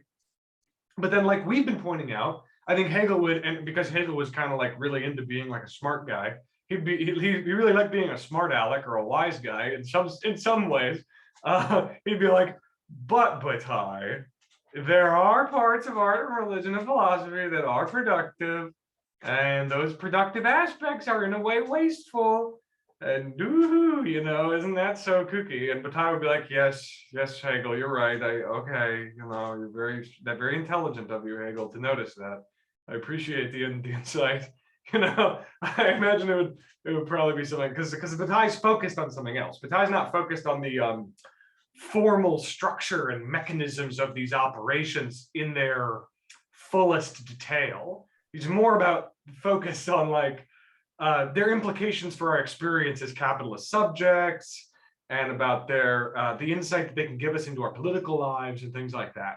Not necessarily mounting like big structural arguments. That's where I think the two, just personality wise, would split off on this point. But I think they would agree there. And I think Nevitt, you really illuminated that for me, so I like that. But yeah, I think Bataille would be like, yeah, I know, dude. Okay, yeah, but yeah, that's. I don't know this either, but I wonder, this is based on only one small passage, but I wonder if Bataille thought that consciousness itself was a manifestation of the general economy, because it's kind of, at least initially, kind of useless. But then again, then we have figured out ways to make it useful. And there's that constant tension. And I don't know if he's, it seems like mostly what he's doing is giving us case studies, but kind of wonder where, what's his general idea here, because, or is that just all there is to it? That he's just calling attention to this movement where the general economy pops up and we smack it down with utility and reason, and then it pops up again and we smack it down again. I mean, is he just saying, look, this is kind of cool, this happens and this happens and this happens? I see it as largely a demythologizing project, right? Again, this economy is not entirely the rational economy you take it to be. It's actually subject to forces that are stronger than it. Something that like what Nietzsche does with the will to power with regard to reason in general. Bataille is doing using the general economy with regard to our rational economy. Yeah, but I think he's not, and in line with what you're saying, Eric, I think he would be like, yeah, this is not the rational, like fruition of human consciousness or reality made manifest in economy that you might think it is. And then he might also say, like, but don't take me as saying that it's all mystical and beyond our comprehension, and the forces of economy are mysterious. There are reasons that these things are happening. I think he would be like, we can point to, or we can try to draw a line of understanding, right, through these series of processes to get a grip on how they came to be. And they're not that crazy. The processes, it was not ordained by God or just fated to be necessarily, but there were real forces at work that pushed our social order into the place that it's in now. Now, does that mean that it couldn't have happened any other way because we are just, always on this, teleological path of unfolding of our rationale? No, not necessarily, because we just had this big discussion about mystical stuff, right? Well, why? Oh, because it's still in our minds and it's a part of our lives and we incorporate it into our thinking. Okay, well, how long have we been doing that for? Oh, so I think my point is, yes, it's not the rational. I think Bataille is saying it's not the rational thing you take it to be, but it's also not able to be justified through obscurantism. Like some capitalist lines of thinking. I think Bataille would be kind of at the very least skeptical about notions like what Keynes put forward when he talked about animal spirits being one of the motivating forces in the determination of value in a market, stuff like that. I think that Bataille would be like, well, sure, I see what you're kind of getting at, and your point is valid, but let's not confuse what you're saying there with some sort of like spiritual thing, So Bataille's just trying to complicate the picture. And I love that. I love people who do that. I love people who just come in to make it more complicated and more difficult to make strong claims on. I really, and I'm not saying that ironically. Like, I like Hegel, dude. Like, that's like his whole thing. I really like that. I genuinely, but yeah. So I'm in agreement. Yeah. When I would talk about the will to power as being as building structures, that's what I would talk about when I was in grad school. And these people would say, oh, that sounds teleological, and Nietzsche rails against teleology, but it's not teleological, because the way these structures form is, Nietzsche was more was closer to Darwinian thought than the Darwinian interpreters of the time. So, you know, and I'm guessing the general economy is that way as well.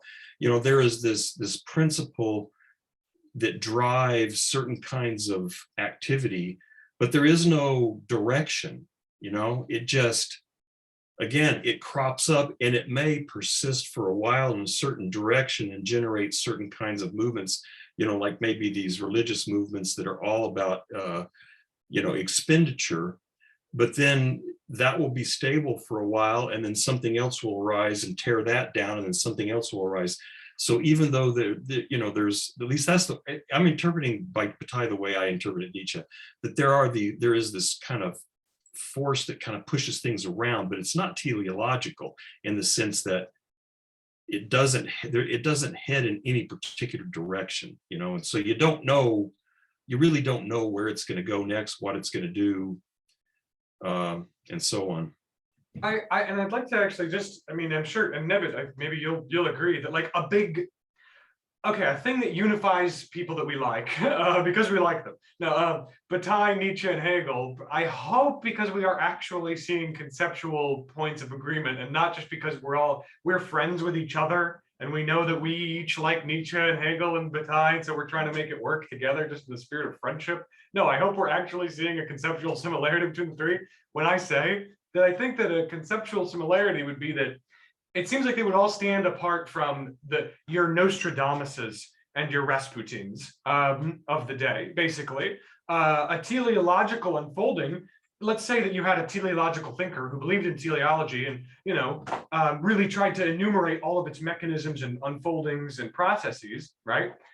Couldn't you mount a question to them? Okay, what's going to happen tomorrow to the thing? What's going to happen? If you can understand it so clearly and see how it unfolds, can't you then get a grip on what's going to happen, how it's going to unfold, right? Oh my God, we can get a predictive power from our descriptive understanding. And I think that Hegel, Nietzsche, and Bataille would say, no, I don't think so. I don't think that this sort of work gives me the power of cognitive capacity. That is kind of a misunderstanding of basically what I'm trying to put forward, which is this reading of a four-set play or a motive energy or actionability to experience. Not necessarily one that I can assume the future actions of, but that I can see patterns in as it's unfolded so far. Which I think is why Bataille is a part of where Bataille's coming from in all of his historical examples. You know, not saying like what's that one guy who wrote that book, like Looking Backward, the socialist utopian guy, whatever. The British socialist utopian guy wrote this book called Looking Backward, really popular in the States. Oh, Edward Bellamy. Bellamy! Okay. Edward Bellamy was basically saying like, well, we can kind of get a look at what the future will be like, right? And this is where futurists come from and stuff like that. Like, let's get a handle on what the future is gonna look like and how it might unfold, and use what we know about now and the past to kind of, you know, the past is a tapestry of what lies ahead, you know, kind of thinking.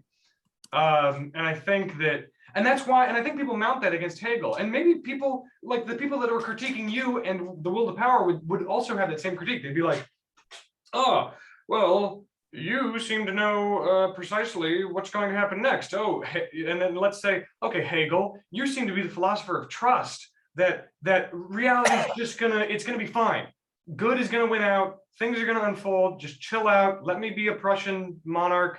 It's gonna be fine. It's gonna be fine. Just read my book, buy my book, you know, don't worry about it. It's going to unfold in a decent way. Just trust in the process. You know, a lot of people mount that as a critique against Hegel. And similarly, if Nietzsche were in this caricatured idea of Nietzsche, you know, professing this will to power, like people assume he is, like Nevitt, like you were talking about, people assuming, they'd be like, oh yeah, you know, let's just trust that the will to power will win out, right? Because the greatest will to power will beat all the other wills to power. So fuck it, you know, I'll just go let the next Napoleon go crazy, you know, because that's just how it's going to be and how it should be, right? Whatever. But I think that's Zizek makes this point. He's like, whoa, like let me just totally try and turn this on its head. I want to argue, and he's saying, I'm quoting Zizek, but paraphrasing. He's like, I want to argue literally like the complete opposite, that this system of, and I would say it's similar to Nietzsche and the will to power, Bataille's general economy, Hegel's notion of dialectics. It's not a system of just trusting the process and telling you like, just sit on your hands and don't worry about it, trust in the process. It's a philosophy of distrust. It's a philosophy of how wild and like I want to say vicissitudinal. I'm trying to make an adjective form of like having vicissitudes and wild and seemingly uncontrollable. This path that we're riding has been, right, and the path that we'll go on. Yeah. What is it? Vertiginous? Yeah.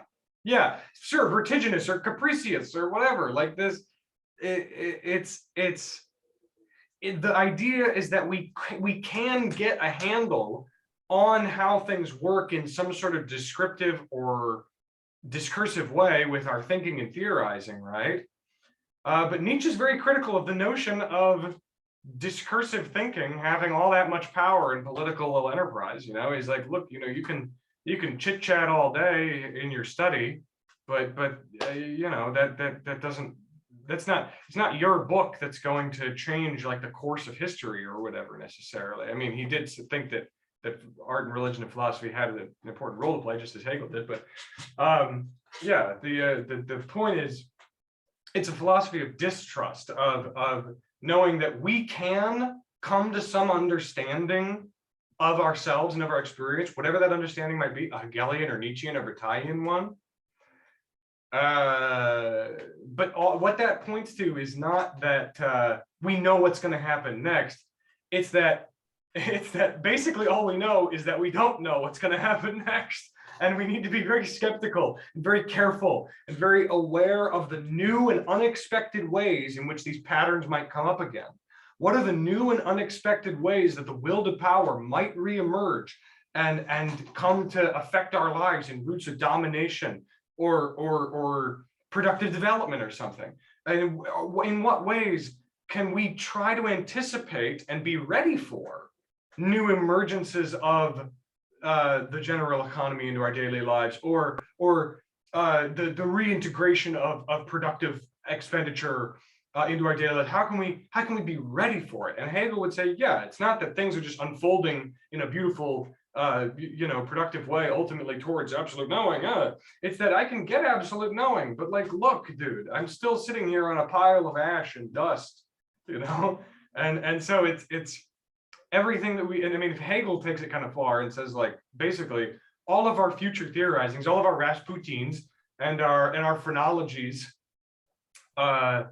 they will ultimately turn into their opposite, and so we have to be distrustful of any sort of promise that we're given. Bataille would say, well, whatever promise you have, Rasputin, this general economy will reemerge, and the productive expenditure, the productive exercise of our resources will reemerge.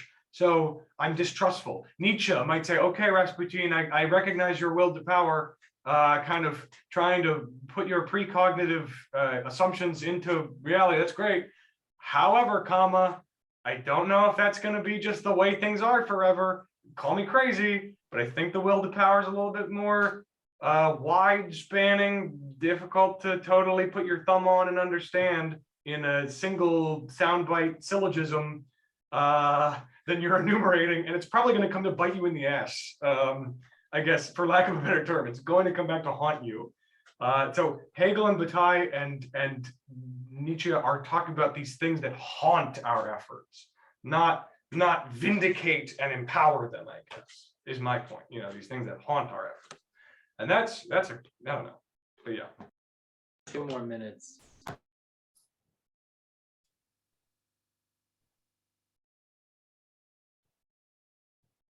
Yeah, Jackson said you guys should talk for 2 more minutes so that then we'll be done. Well, number one, I love to see Finnegan's Wake in the chat. That's beautiful. Just thought I'd give some validation there. Sorry also for leaving and then coming back to Hegel and history all coalescing. That was fun. That's okay. I roped it back in with Gnosticism, so we're all like making full circle from the alien standpoint. All Yeah. dialectical. So where do we go next now that we got the right religion, which is Calvinism? What's next for Bataille? Well, it's not necessarily just Calvinism, it's Puritanism. yes, It's like, I was just being simplistic, you know. I'm always being simplistic. The Apparently bourgeois not. world. The bourgeois world. We're moving from tulips to the bourgeois world. Let's go. Probably continued secularization. You know, I get, you know, maybe if all he's doing is just saying, hey, look, this happens, and then this happens, then the whole project really is useless. I mean, maybe, you know, maybe this is just another useless bit of philosophy or economics or whatever it is, you know, because you can't really, you know, just all you can do is just go. I mean, it makes you wonder, so why is it better to know that this is happening than not? I think at the end of the first chapter, he does say something about better uses of expenditure as opposed to worse uses of expenditure. Uh-huh. For example, the warfare of the American state, I think, you know, he points, or maybe he's not pointing out the American state, maybe that's my bias, but they're, you know, elsewhere. No, he does actually zero on America's. Yeah. And in my own personal life, I used to think, oh, with my excess wealth, I'm just going to go convert everybody through the sword, right? I was the conquering society myself. But now I'm thinking, maybe I should do some Lamaism instead, you know? So I think there is something useful here. Were you like a crazy evangelical or what? No, he's doing a Jackson attempt to bring us back on subject, which is awesome. Thank you, Jackson. Okay. I didn't know we left the topic. Yeah, no, we were in the topic. I was just trying to be a funny little boy. On the operating. We got your point, Jackson. Yeah, I had a point. I was just trying to be a funny little boy. I distrust you, Jackson. That's what I've learned today. Yeah, good. Distrust Jackson is stupid. I wouldn't want to be trusted by a Lutheran. I still think that two-headed thing is scary, but Yeah. You guys ever read the letters between John Calvin and Luther, the debates? No. I actually didn't know that Really? they were personally in contact between each other. That's interesting. Oh, God, please, at some point read them because their insults are just pure gold. At one point, Calvin says Luther's arguments are equivalent to a fine Ming vase filled with dung. So he basically said, you're full of shit. It's fantastic. I know a little bit about Erasmus and Luther's contact. And Erasmus, you know, he was this Catholic satirist, you know, doing all the kinds of things. And Luther would just hit him with these insults. And Erasmus is, well, you're not supposed to insult each other. The Yeah, dialect. Erasmus was really good. What's going on? Yeah, I like that Luther wasn't afraid to put the hurt on them, you know, to bring down the smackdown on people he didn't like. You know, I liked thinkers I like tend to have a little bit of an Okay. attitude. Thanks, Chase. They didn't have a hard enough time sleeping tonight, but that'll do it. That seals the deal. Thank you. That's Zizek in his closet, by the way. Yep. He's eating out of the ideology trash can in there. weird shit in his closet. Christ, dude. I was going to throw out too, and it's entirely not, you know, like germane to the discussion, but he mentions John Knox, and I graduated from the University of Edinburgh, and one of the things they do as a ritual when you graduate and you receive your diploma, they slap you on the head with a piece of cloth that is said to have been a piece of John Knox's trousers. So That's kind of weird. I've been slapped with a piece of John Knox's garments. Probably. I mean, how many times do you have to fart into those bad boys? You know, I mean, like, I have John Knox feces smashed in there somewhere. I just remembered, Ed reminded me, I have an announcement before we go. On Monday in the literature seminar, Ed and some of us were talking about economics for a while, and we requested that Ed make some of his lectures available. And so he sent them to me, and I posted them on Discord. And where are they? They're under resources, I think. So there's a general category resources, and then under miscellaneous resources, there's a series of Ed's lectures on economics. So there was a few of us who were interested in that. Maybe some more would be too. Okay. And Yeah, thank you, Ed, for giving us your lectures. Hunter and I are going to bastardize your name and your knowledge and become well, it's friends just that we were inside. getting into, like, there's 4 of them that are just like the main schools of thought in political economy, mercantilist, liberal, Marxist, and Christian. And Hunter was speaking very specifically about the international monetary system after World War II. So I think there were 3 connected to that. Okay, well, Sykes-Picot. No, that was dividing up the Ottoman Empire between Britain and France. Yeah, I got the wrong thing. What's the, there's like 2 surnames together to that formation of the petrodollar. Petrodollar. No, I'm confusing myself. Okay. Well, Bretton Woods was the name of the first post-World War II international monetary system, named for a town in New Hampshire where the conference was held. I wanted to say there's a name for the post World War II international economic order, and it was given to like 2 surnames that were involved. But it's not my fingertips, so never mind. Chase, I think having someone drink hemlock, don't you think that's a little bit of severe punishment? I mean, we're talking about Hunter here. I don't think it could possibly. There's no punishment that could possibly be too severe. So is he corrupt? And also we're talking about Jackson, who was the purest, the angel of innocence as a freshman. Do you all remember that? He was so cute, and then now he's not cute. so cute. So oh cute. wait, he's still cute. He, Yeah, he yeah, says he's mean still and cute, nasty yeah. things now. I learned that from you because I was late one time. I learned it from watching you. We're gonna do a I came in- Smirnikov. You're gonna pull a Smirnikov right now. Really? I remember I came in late and I said sorry, and then you just started insulting me, and Hunter in the chat said you should have insulted him back, and that's when I knew I gotta learn. What can I say? Learns from the best. Oh, we've all corrupted word Fuck Jackson. you, old man. We've all been corrupted. Oh, no, I Yeah, like to sorry hear for it. being late today, though. I was stuck in traffic, which was its own Pish. fresh hell. Pish posh. Insult him back, Joseph, quickly. Yeah. I don't know. Whatever, Catamite. There you go. Is pish posh a Hegel thing? Is that something Hegel said? No, I just like I remember I read it. Thank you. Chase got it. I read that in a paper by a guy named G.E. Moore, who wrote, he was writing about like this hand waving argument. Like, I exist because I have a hand. It's against the skeptical hypothesis, right? Yeah. The skeptic, there's like, how do you know you're not in a dream? And so G. Moore says, well, premise 1, I have 1 hand. Premise 2, I have 2 hands. Hands are external. Yeah, and then he I was know ordinary things. in a Hey, paper that We Huxley cannot. agreed. Jesus Christ. All right, That's more. not a Okay. valid argument. Yeah, no, well done. No, Whatever. I won't take that bait, Jackson. Yeah. Well, He said the phrase pish posh in an academic paper, and I thought it was awesome. And then in another paper later, somebody said that a certain principle proposed by another guy was bunkum.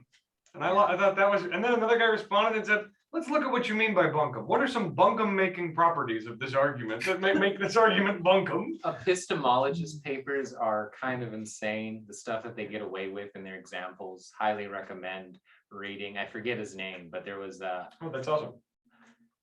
Hunter, you utter bastard. Let's Yeah. end the call now before I get PG-13. Yes, more irascible as time goes on. He's like David Hume. He needs to calm down and I watch need a to play movie. some billiards, my God. Wait, so I think the Just progression gotta- is gone. Okay, Jackson, you were G, and then suddenly you became PG,